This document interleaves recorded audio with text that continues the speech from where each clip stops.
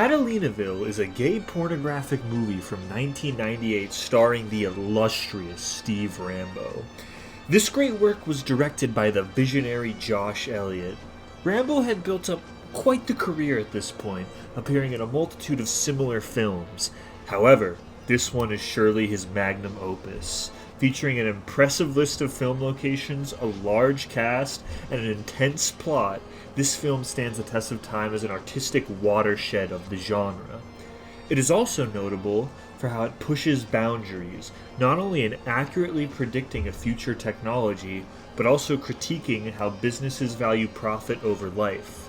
In other words, CatalinaVille stands as not only a magnum opus, but also as a critique of capitalism and more specifically the American tech sector. The plot of CatalinaVille begins on Catalina Island, California. We are introduced to our main character, Steve Rambo,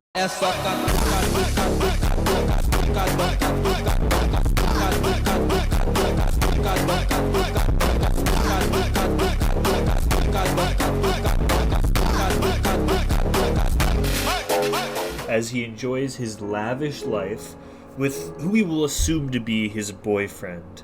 We don't have any actual confirmation of that, but you can tell that they love each other very much. He and his partner enjoy many intimate moments during their time together, before deciding to meet up again later in the night at Steve's house, due to Steve being interrupted by an important work call. This call is of course from his old company friend, Richard.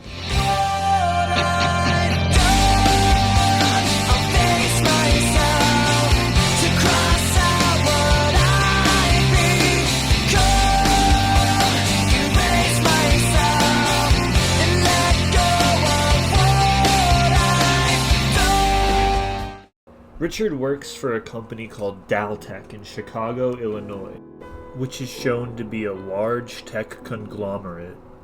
Richard has called Steve to entrust him with a floppy disk and refuses to elaborate.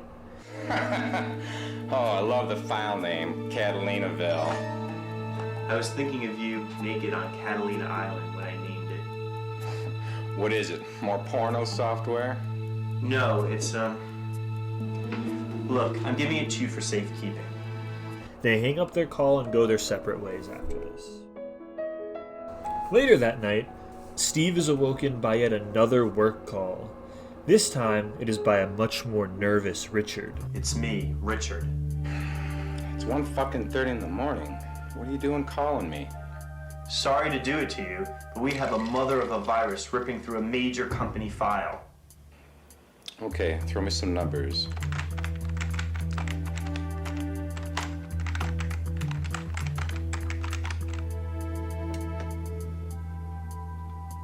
Okay, give me your password. My password? Out with it. Oral cum shot. Oral cum shot? Yeah, that fits.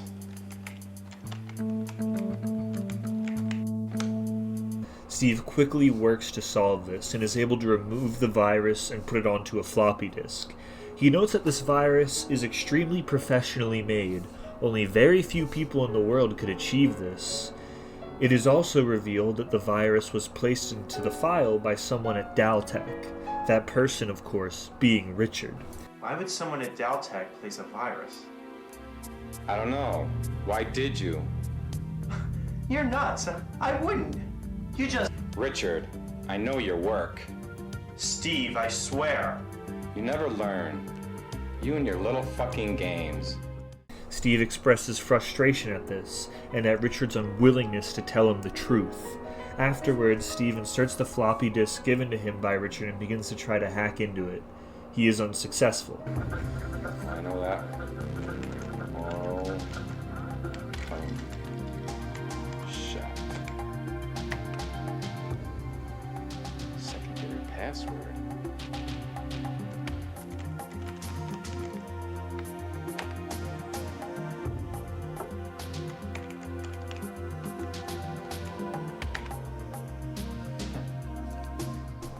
He wakes up his boyfriend in the morning to tell him that he is going to go get some bagels. Delicious treat. He proceeds to do so, but meanwhile, armed and masked men break into his house, They shoot and kill his boyfriend while Steve is outside.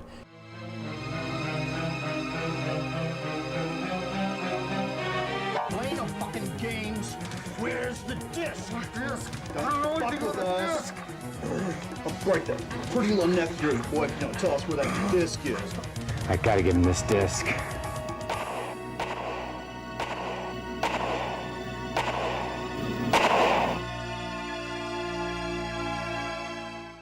Once he hears that they have shot his boyfriend, he immediately springs into action and goes on the run.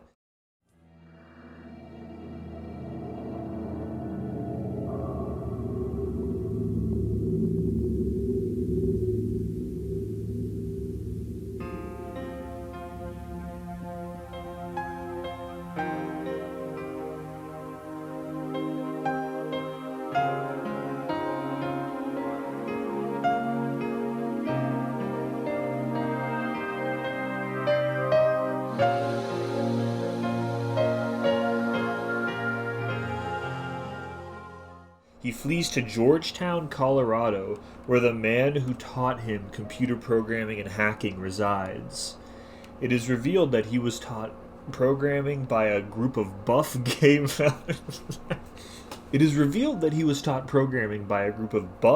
mountain men.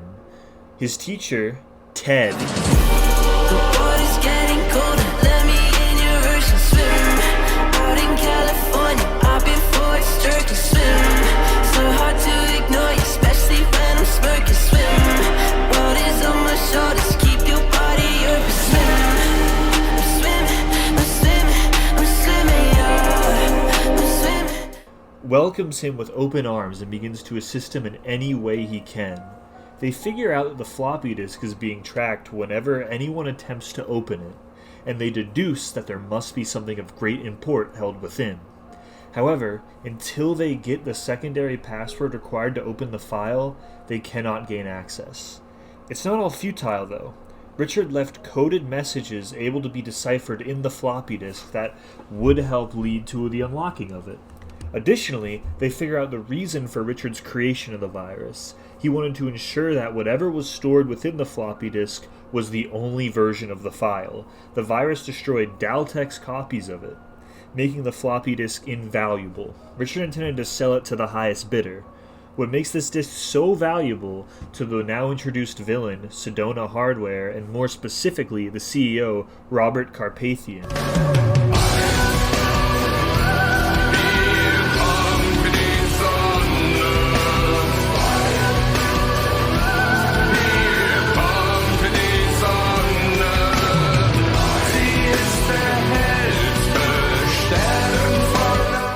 is that Richard two-timed them and sent Steve this backup copy. For some reason, they wished for all records of this file to be destroyed at any cost or to have ownership of any record of it.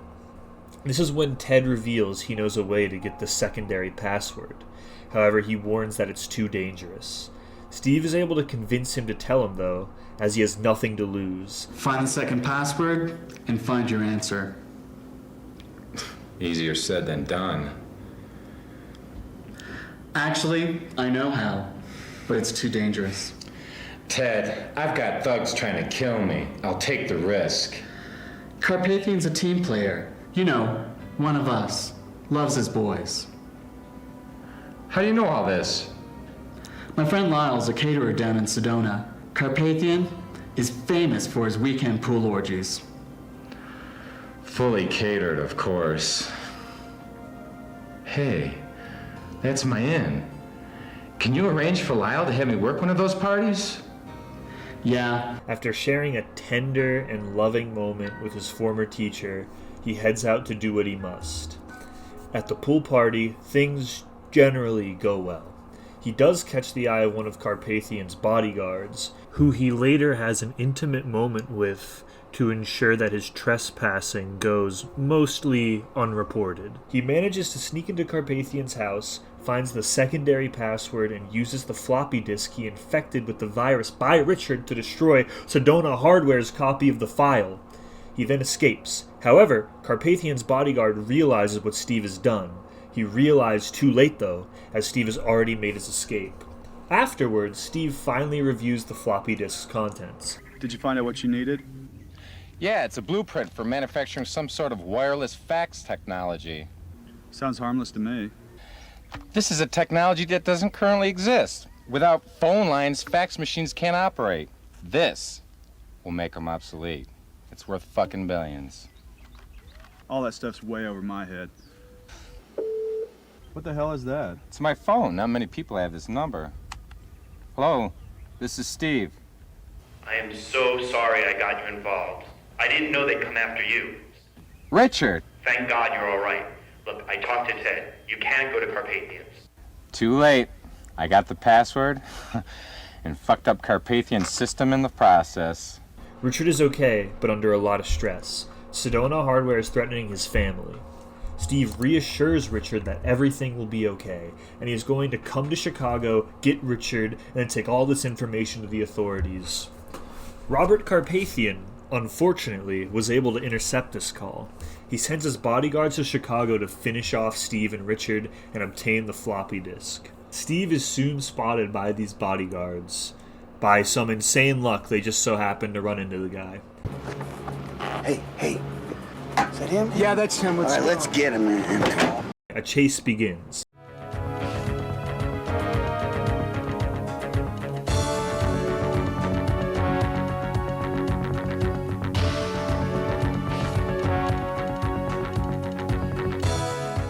Steve temporarily loses them in a BDSM award show.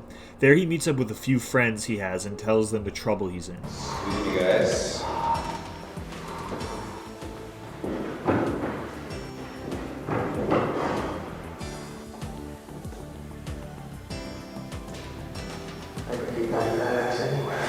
Tony?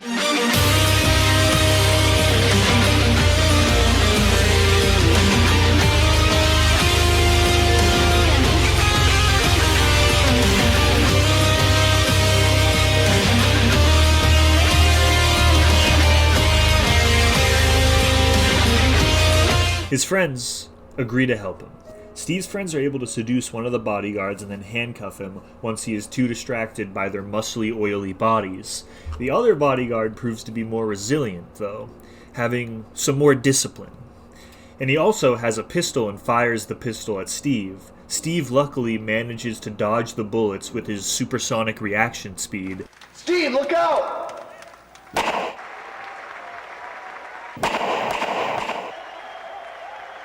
And the chase resumes.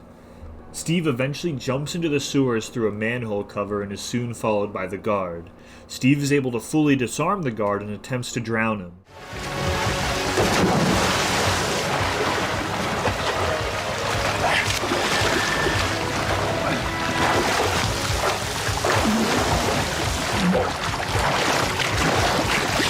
You motherfucker, I'm gonna kill you! After I fucking drown! However, the guard fakes his death to get a surprise attack on Steve. Steve reacts too fast, though, shooting him down. Steve exits the sewers, revealing he kept the disc in a protective case so that the water wouldn't damage it. He then walks the streets of Chicago as the film comes to an end.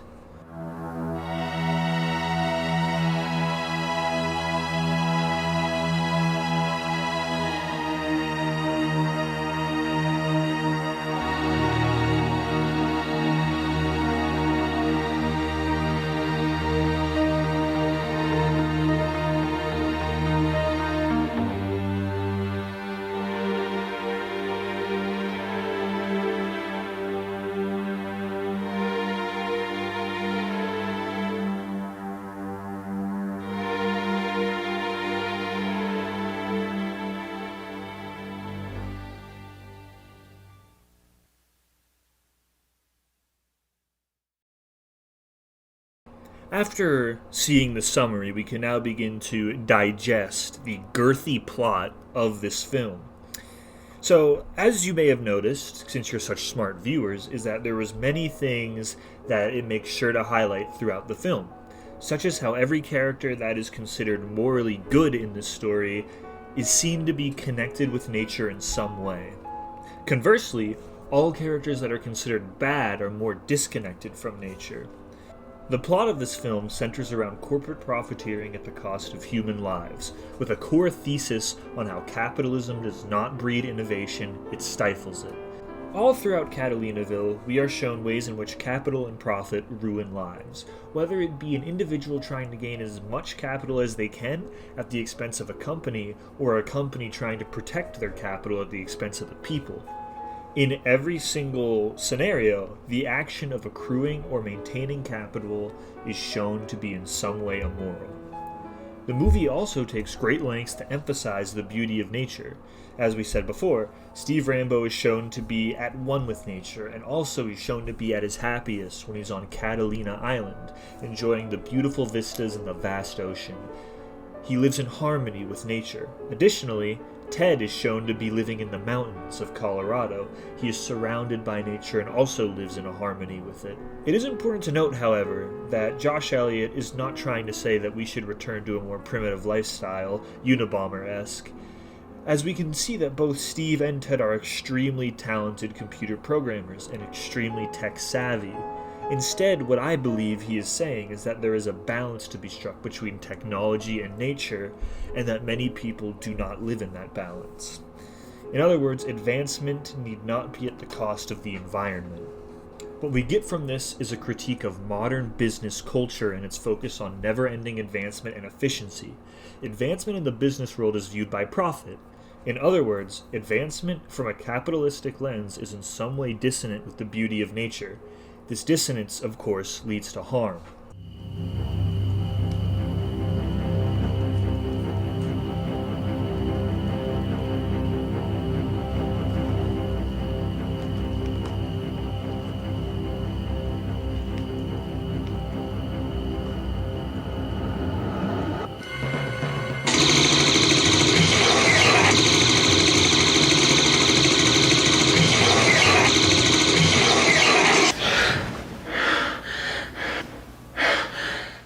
This is also where the central crux of the plot comes into play, Sedona Hardware attempting to protect their profit by stifling an advancement and trying to monopolize it. True advancement, in this case, takes the form of a wireless fax machine. This machine has the potential to revolutionize communication and bring people closer together. Anything that can bring humanity into a more unified state and increase the ease in which people can connect is framed as true and moral advancement in this film. Here we see the dissonance again, capitalistic advancement at odds with true advancement. Sedona Hardware utilizes its vast wealth to try and stomp out any trace of this technology that will hurt their profits. No matter how beneficial this technology could be, anything that gets in the way of their profit is considered something that needs to be destroyed or monopolized by them. Now, let's talk about Richard for a second. Richard plays an interesting role in this film. He kind of acts as sort of an anti-hero. In other words, he's sort of like Steve's foil. While Steve is shown to be principled, at one with nature, and willing to help people at no cost, Richard is shown to be greedy and completely disconnected from nature. We in fact only ever see him in an office building. He wishes to accrue capital in the same way a business does, through manipulation and artificial supply and demand. He increases the demand for the blueprints by destroying all copies of them aside from the 2 he made, dwindling the supply. He sends one to Sedona Hardware and one to Steve. His double-crossing does not go unnoticed, though, showing that any attempts to hinder a business through an inherently capitalistic way cannot work, as businesses outweigh the individual in such a system. Elliot makes a very important distinction, however. Even though Richard does these immoral acts, Steve openly forgives him and is still willing to help Richard. This leads to many questions. Can we blame the simple worker for trying to accrue capital in a system where capital is more valuable than life? Was he only acting in the only way he knew how to do in the society he was raised in? The answer that Elliot gives is that the individual worker is not to blame. They may act in immoral ways, but they are capable of good and deserve forgiveness. The act of the proletariat attempting to hinder businesses through capitalistic means is immoral but understandable, given how they are abused by the wealthy. It is short-sighted, however, as the system of capitalism will always benefit the ruling class. Richard serves as a cautionary tale in this case for all those who work and are abused by their employer. Elliot, through the course of this film, shows that the only way to truly fight back is to not participate in the system at all. Steve is successfully able to thwart the profiteering of Sedona Hardware by acting completely outside the system of capitalism, instead relying on his community for strength. And this is also reflected in Steve's lifestyle, being a free spirit who only works when he must. All of this serves to aid the central thesis of the work, which is that capitalism does not breed innovation, it in fact stifles it. Take Sedona Hardware attempting to murder anyone who knows about the blueprints and ensure that the technology is never realized by anyone but them. Or Daltech's implied secrecy over these blueprints, presumably pursuing a patent over it to monopolize on the power of the technology. At every turn, this life-changing technology is hindered by business profiteering, corporations out of step with the natural order of the world. Only those who are at one with nature and exist outside of the systems of capitalism are able to win this fight. Steve is able to ensure that this technology will be released to the people. He is the one that was able to change the world for the better, not the capitalists.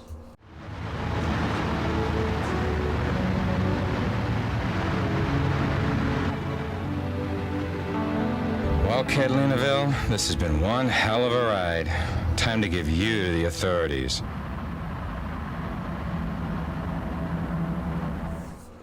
As a final note, I just want to talk about how the film has an extremely complex plot with a multitude of messages throughout.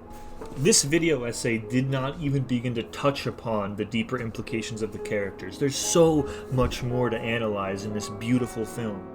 For example, it's heavily implied that Steve has some prior training, perhaps in the Secret Service, perhaps in a military group, due to his handling of a firearm, due to his ability to dodge bullets, due to his skills in espionage. So what I'm trying to say is that this is in no way a comprehensive analysis of the work, and it's instead only an analysis of the overarching themes throughout the masterfully crafted plot. Well, that was the insane ride that was CatalinaVille. I hope you enjoyed it. I hope you enjoyed my stupid rambling on it. This has been the most high-effort bullshit I've ever wasted my time on, but I had so much fun doing it. I truly do recommend that you all go and watch the full thing over on the Catalina Collection YouTube channel. It's got all the nudity edited out, so don't worry. But yeah, it's like 40 minutes of your life, and it's like the Jason Bourne of gay porn, so it's worth it. Yeah, this is my first ever video like this. I feel like you could really tell I was reading off of a script. I probably sounded like a cardboard fucking box or something, but I had a lot of fun making it. Maybe I'll make more stupid stuff if the inspiration hits me. Thank you to the Catalina Collection for preserving all of these beautiful works, really. They do great work over there. They even upload the soundtrack. It's crazy. But yeah, hope you enjoyed this, and think about gay porn a little more critically. I think that's the whole moral of the story.